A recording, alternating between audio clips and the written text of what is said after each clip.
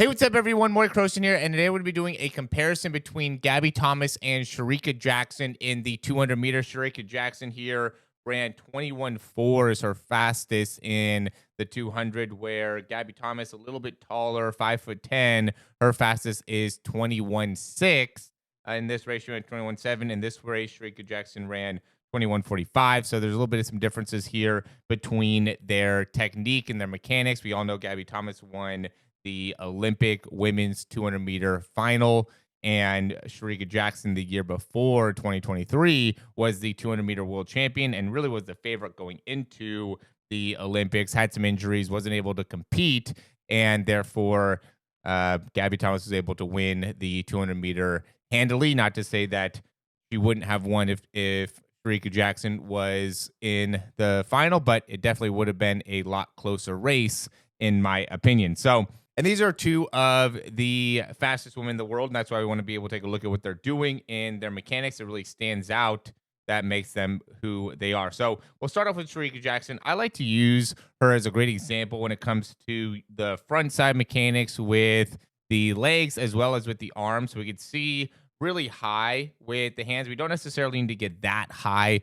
with the hands, but you could see that that is something she does. She doesn't do this until really like the last 80 meters of the 200. She usually keeps the hands a little bit tighter, and then when she gets into the end, then that's when she really starts to open up with the front side. I mean, it really just shows that it would have been a great competition here if we had both of them. But really, what stands out as well is just what they're doing with the legs. And I do think this is important as you're coming through with the feet, really getting the toes up and squeezing, really dorsiflexion. This has been something that I've been really trying to stress with athletes recently. Is like as you come through with this foot, you really got to be overemphasizing the dorsiflexion or the lifting of the toe to make it so then you could properly prepare for foot strike. I think that some of the people that struggle with the front side mechanics or really getting a good amount of force into the ground are just not able to get a good understanding of how to cycle that foot through and get the toe up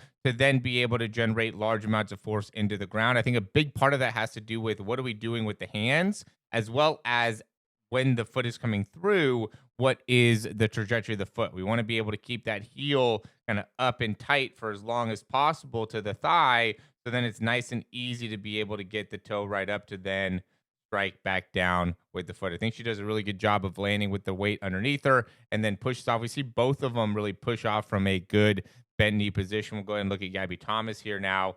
And she's a lot different with what she's doing with her arm. She's coming across a little bit more, especially with that left leg. We also see her not getting as high with the hand coming out in front, but is really pulling back a lot more. And we can see this really translates into having a very long stride, a much longer stride than Shericka Jackson, much longer kind of turnover there. Even though Shericka Jackson picks up about the same amount of distance per step. We can see with Gabby Thomas, when she lands very much on the front part of her foot as she is striking the ground here. So she really emphasizes that plantar flexion as she's striking. She doesn't get her toe. She still gets her toe up, but she doesn't do it as much as Shericka Jackson, but is very quick at being able to land and then transition off. And this is something that we'll see out of a lot of kind of taller sprinters, just because a lot of times there's a lot more natural kind of force put in the ground. What ends up being a big thing with the taller athletes is like how well can we do as the foot striking the ground? How quick can we transition off the ground? Because they're naturally going to be able to cover a lot of distance because of how long the legs are. But where they can get themselves into trouble is if they spend a lot of time on the ground. This is something with like Usain Bolt as well, is he was just so good at being able to be quick off of the ground. And we could see a similar thing with Gabby Thomas. She lands and is very quick to get right up onto the toe and pushes off very quickly. Even though she's very long still in the backside, she's still very quick with her foot contact, which makes it so she's able to get right back into a good front side mechanics. And again, we can see, and this is something that we see with all the top athletes, is their knees are bent here with that heel coming off the ground, and then really a strong push as that foot's leaving, right? So we can see here with Shericka Jackson as well, as that knee bent, strong push into extension. And this is what gets that posterior chain active, the hamstrings, the glutes. This is why the track athletes or the people that are fast have such a strong, profound look within that posterior chain is because of how they're pushing off here to then cycle right back up and through. And that's what's amazing is as well, or as much as they're creating all that power, all that force off the ground, they're immediately able to control it and then get the knee right back through, get the foot right back through to then get right back into the next step. And that's what ends up being the big thing that you have to understand as a sprinter, as an athlete, to be able to maximize your speed is the better and the stronger we could push off the ground here, but then have the power and the strength on the front side to now be able to, and even within the ankle, to now be able to immediately control that and get right back through with the leg makes it so you can have sustained top speed. A lot of times we'll see people like John Ross is a great example, has so much power in his push off that his foot gets stuck back behind, doesn't have the strength or or potentially the coordination within like the front part of his body to then get the leg back up and through, which makes it so then he's not able to sustain the speed. Or, we saw it like when he ran the 4.22 and the 40, he ended up pulling his hamstring, ended up having a lot of issues with his hamstrings. And a lot of times, again, that ends up going into how well can we not only push off, right? A lot of fast people push off really hard as they're accelerating, but then cannot get the foot back up and through, which makes it so now there's like a falling forward type of effect within the running, which is what you want to avoid. That's a very low level type of sprinter, somebody that's going to be able to maybe have great acceleration, could be a lot faster than, a lot of okay athletes or even really good athletes. But when it comes to having that very technically sound sprinting mechanic, we have to be able to understand the push with the foot, as well as how to be able to control it, get the leg back up and through to then get a good foot strike. And this will make it so you're continuing to build speed. So people that end up having that foot coming too far back behind, what that ends up doing is making it so now there is a very early cap on what the top speed is, where somebody that has control of their front side mechanics is going to be able to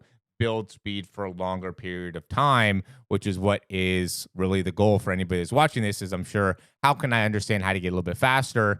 And what do these women do that really make it so they can perform at such a high level? Well, this is what they're able to do really well. And what makes it so they can continue to build speed is being able to get, again, that stronger push off, to continue to work on that, continue to understand what that means for you as an athlete and how you can not only push off, but make sure that you do it the right way with the ankles, with the hips, to make it so then you can continue to drive the knee forward. I'll always get views from not only the side, but also the back, the front, to be able to make sure that you're doing the right things within the foot, not only as you're pushing off, but as you're going through the transition. Because if you miss some of the parts of the transition, it will have a very, very poor impact on how you could then come back and strike the ground from the leg cycle or after the leg cycle. So there's a lot that goes into this, I guess. To me, there's a lot of simplicity to it. I try to add as much simplicity as possible, but there are a lot of moving parts. And it is one of those things where the more you practice it, the more you work on it, the more you can understand it and feel it within your body,